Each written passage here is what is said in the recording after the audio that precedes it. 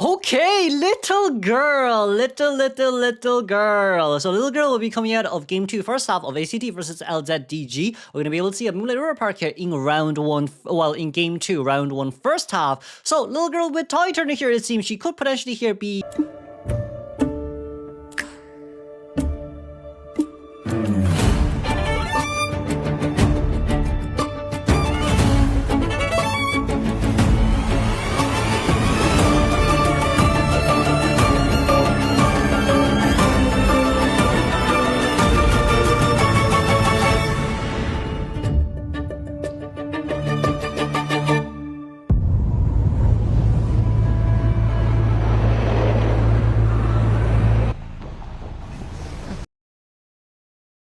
As one might say, good afternoon. It seems like it's going to be Sai right in front of us here who is playing the puppeteer. However, little girl currently at first stop. We're not really willing to chase after a little girl here, which I guess is fine. But Maruko, who was originally in ACT, is going up against ACT here once again. Go as a little girl. Oh, first chase a little girl. Toy Turner, no knee-jerk reflex, no flywheel. We're going to have to find someone to leech on ASAP, but that also could potentially speaking here be the wildling. But little girl, it's just not fast enough here. As we're running straight towards wildling, we can get a leech on, that will be great. Now, can we get on towards the board? Yes, we can. And that is the strategy of wildling a little girl versus opera singer.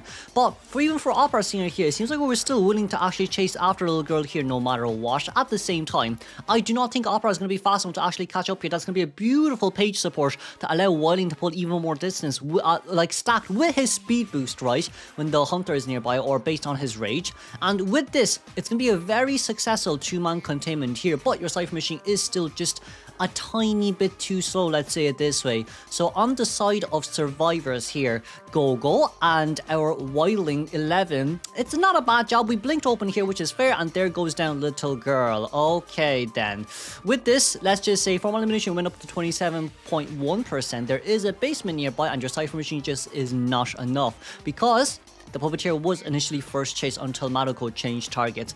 I mean, overall, it doesn't seem like it's too bad. Overall, generally speaking, it doesn't seem like it's too bad. However, let's just say on the side of Maruko right now, you could potentially just not rescue that little girl and aim for the tie. Especially with the fact that wildling is nearby too. He could rescue if he wants to. His board cooldown duration is ready. And right around now, knowing where Sen is, doesn't really matter too much, because it's Patient's second Cypher Machine right now, and like when you sell here, or even if wildling does decide to go down to rescue, his mill Cypher Machine can't be decoded, and he's spotted out here immediately. I guess you might as well go into rescue now if that's the case. I mean, if you're spotted out, you need to A, stay here, and then B, if you want to leave, you can't, because Maruko will just chase after you because you got on board pretty early too. So for 11 right now, we want to get towards the chair as soon as we can. And because of that too, then that means that right after we rescue the little girl, we go in deep towards basement, the little girl just gets out. No matter what happens here, you won't be able to actually go hit the wildling, because you'll just lose little girl in exchange. And then with that in mind, little girl, that's finally the red circle popped open. We're not going to go down to look for a wildling here anymore as Go. We'll start running straight towards the corner here in order to allow the wildling to go out. For the little girl, let's just say the strategy early game wasn't too bad. However, the good news here is 3.5 Cypher Machine stun by the time that little girl will be returned back to the mainer.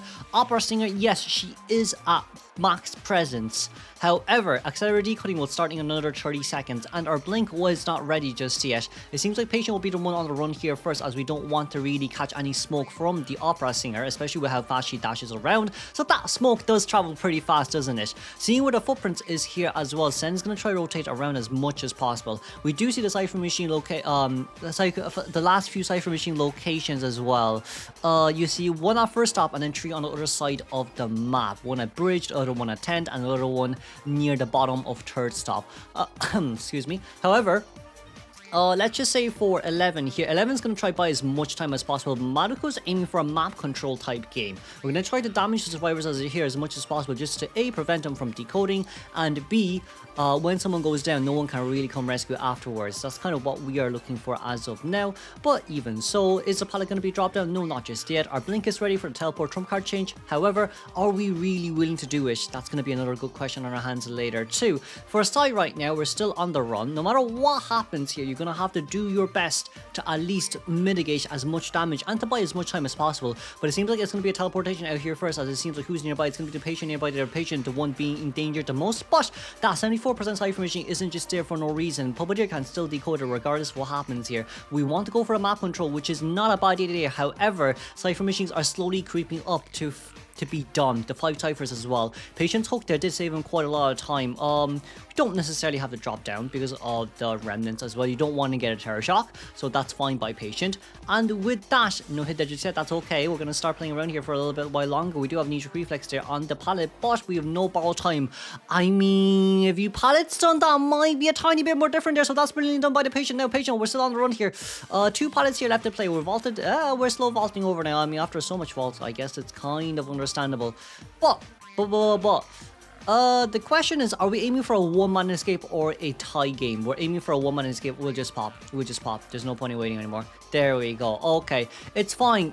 Game 1 we won. Game 2, it's okay if we're at a little bit of a deficit because our hunter did get a 3-man elimination, so it's not too bad. For 11 right now, who are we looking at and who are we looking for? We're looking for a dungeon, which is nearby, of course, but with the footprints being nearby here, it will guarantee at least a one-man escape. Now, the big question now being the fact that will Puppeteer be willing to come in for the backdoor rescue? Let's just see on our map. Yes, he is on his way in right now. So at least for a while in here, we can still sustain for around 30 more seconds before we go down. This is still just a straight line after all. And for 11, as long as he maintains distance and jumps over, that's all what he needs to do. We're going to be able to get the rescue here, especially from the Puppeteer as well for the patient. And even if we want to shadow dance back, you're not going to be able to make it there on time too. So Puppeteer bottom left, we see that we're going to be able to go in for the backdoor rescue. The pallet will be a beautiful pallet stun, and that will just buy more than enough time for us to actually get that tie game here no matter what happens. Now, yes, the teleport is ready. The only one that can actually escape from the teleport is the Puppeteer because he can body block for once. However, for 11 right now, still trying to contain for as long as we can. It seems like patient's running straight towards the 4th cipher machine exit gate, and that will be 11. Finally, the Wailing going down. Wailing played for a really extensive and long time, but with the basement being nearby here, I don't think we are willing to rescue after all. For the Puppeteer here, still a little bit scary because Opera Singer can find you pretty early on too. So Puppeteer, we need to slowly make our way outside of this zone. For Opera Singer, she's most likely going to teleport over. We're going to shadow dance back. That's fine too. And it's a tie game somehow. Well, I mean, we kind of expected how ACT will play this out, but it is still a tie game. Winning kind of really well their end game, but we'll move on directly towards second half of game 2. Okay, kind of almost the same, let's just say it this way. It will be Gardener, Acrobat, Fire Investigator, and First Officer here up against ZZ9's Opera Singer. You're gonna be...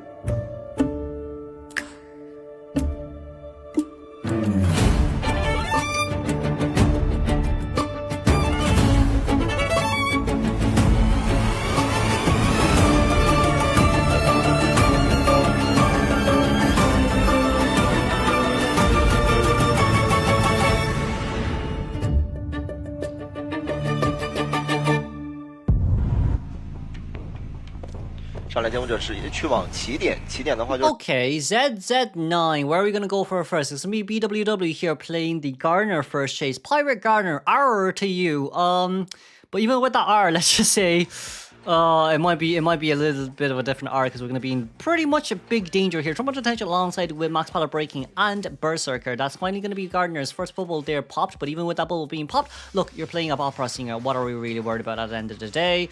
I feel like Opera could have Terror Shock there. I generally feel like Opera could have Terror Shock there, but if we doubt ourselves, that's okay. Let's just move on towards the next location as we're gonna go straight towards third stop here. Our first officer did manage to open the lights. I did not want to say his name. Our first officer did manage to also open the gate lights as well. So for Gardening here, that's a lot of distance pulled for 55% decoding progress for free. With this, let's just see. Gardener Pallet there being dropped down as well. We're going to Shadow Dance back here, but even with a Shadow Dance back, yes, we did manage to get some, and I do mean this right, some shield as well. But with this, is it the... Oh, wait, whoa. I thought that shield should be coming up faster. What?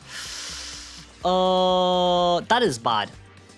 That is very bad from the Gardener because that is a big mistake, right? ZZ9 made a mistake in which we will call it a big mistake, but Gardner made a bigger mistake. The moment the blink came out, she should have just stood still to get the shield up, especially with the fact that she was standing still beforehand as well, so some of the progress has been carried over. So for Gardner here, that is really bad. That's a worse mistake than Opera Singers, where she used her blink early on. And for Acrobat, we're really early on for the rescue too. We could not hide as well, it does seem. So with that, our Cypher Machine decoding progress is even slower now. Yes, the shield did come out this time, but even with the shield coming out this time, are you going to be able to make it towards the next pallet? Can we make it? Can we make it? Can we make it? Yes, we can make it. That's a bit of good news, but Gardner here still trying to play around. We Shadow Dance over straight towards the outside, but that's going to be a pallet on there. And good night, Gardner, as we do see here as well. 30.5% for elimination rate on the side of AI Sensei. My lord. And with that,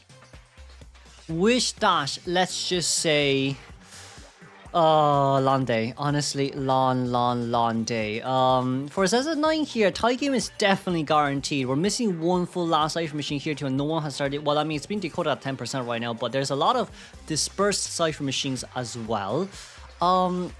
First officer coming in for the rescue. This might be a double down if we're not careful. This is going to be a double down. Yeah, ZZ9's looking for the double down. Can we get it? We got it. No. Oh, no. Because no matter what happens here, even if Gardner does manage to rebound Kite just for a tiny bit longer, in which is most likely impossible, our teleport most likely is going to be ready later on as well. So for Gardner, we're going to try rush away from this area as much as we can. We're going to go into basement here, which is not a bad idea. However, judging by the Cypher Machine, it seems like it's enough. Right, but like Albert just still has too much mid to late game. If first officer, well, first officer will be found. I mean, realistically speaking, where else could first officer go? First officer got healed, so we at least know that there's someone else nearby. Who is that? That is currently Acrobat, played by Sweet 9. I think we call her Tianjiu in Chinese, isn't it? If that's the case. But with this in mind, hello Acrobat, we're down. Oh no. Oh no.